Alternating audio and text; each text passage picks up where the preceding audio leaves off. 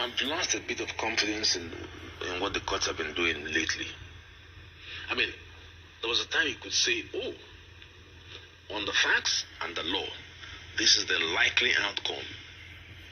Today you cannot, because there have been all kinds of silly decisions. The most silly was that concern. My people, I want to greet you first before we continue in this gist that I brought your way this afternoon. Hello, welcome to welcome to Plenty Gist channel. This is where we talk about issues we gist, waiting consign us for Niger. Now, waiting consign us this afternoon. See, make I put on my glasses because hey, if I never wear them, I no complete. Waiting consign us for Niger for this matter this afternoon now. Nigeria, hey, my people, oh, hey, which way forward, Niger? Which way forward? This country is finished, oh. This country is finished. I mean, where's the hope of the common man? That voice you heard is the voice of Olisa Abakoba, the former president of NBA, Nigerian Bar Association, SAN. He has been in this judiciary, I can say it in the law, yes, for over 40 years or 30 years. He is somebody that he can't just open his mouth and talk anyhow, especially when it concerns the judiciary, because that is his own area. That is his own institution. Now, for him to come out and say that this country, there is no hope again in the judiciary, I don't know the way forward for those of us who are hoping that the judiciary will give us justice this time around. So, which way forward? Let's listen to Olisa Abakoba, SAN, together, okay, and hear what he is saying about this country. That will show us the seriousness of the problem we have found ourselves in this country. For those who don't understand, I just pray that this gunpowder we are sitting on will not just explode, okay, when we don't expect or when we least expect. Let's listen to him before I come back to what I have to say. Justice in these petitions. I've lost a bit of confidence in what the courts have been doing. Justice in these petitions. I've lost a bit of confidence in what the courts have been doing lately.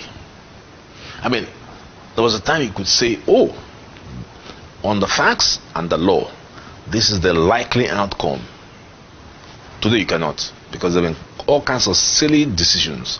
The most silly was that concerning the president of the Senate, who, in order to become Nigerian president, rushed off to buy a ticket to be a presidential candidate of the APC, and that meant he did not take part in the senatorials. Lo and behold, he lost. He now ran back after the horse had bolted, clearly to anybody who has any brain, including the justices of the Supreme Court, I might add, and they said no, that the man actually should be the senatorial candidate. That is the most ridiculous decision I've ever heard that the Supreme Court had delivered. So that's why it's difficult. Of course, I don't want to talk about the case of Imo State, where everything was turned upside down. So I don't have the sort of confidence that I used to have in the judiciary, and I've not been surprised if this thing goes one way or the other. I cannot forecast the outcome. I have the legal tools and the factual issues. So if I put it into my computer, I know what answer it will give me. But I'm not part of the panel, so I don't know whether the justices will see it the way I'm seeing it. But I can tell you, from my own perspective as a lawyer of 45 years at the bar, that the answers are glaringly obvious. But as Oliver Wendell Holmes said in the Raleigh School of Jurisprudence, it is the prophecy of what the court does in fact, and nothing more pretentious, that is the law. So if you ask me what will be the outcome of the petition, first of all, I cannot say because it's sub judice. But second of all, I cannot even say because the Supreme Court itself is unpredictable. It ought to be predictable, which is why people are now beginning to question. There's a new school of thinking coming up to say, should the Supreme Court really be final? See what they're causing now? Should they be final, or should their decisions now be subject to parliamentary review? It's an argument that is now growing in judicial circles. The confidence that is eroding for people to begin to think, what the hell, can't we do something to these people? That's what's happening. 7 men just come out, sit down on the chair and read something, and we say, okay, that governor is sacked. Why? Who are these people? It should be taken seriously. That would not have happened 20 years ago. When these men come out, you fear them when you see them come out. And when they speak without fear or favor. Is it the same thing now? I don't know.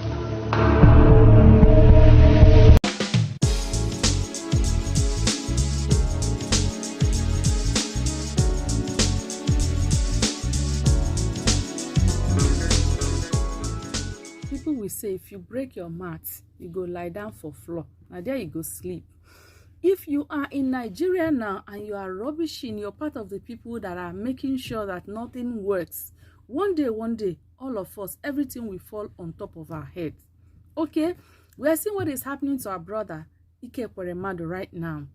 Many people are accusing him of having opportunity to be part of fixing the healthcare sector in this country because he has been in politics. In fact, he has been 3 times Deputy Senate President. What did you do?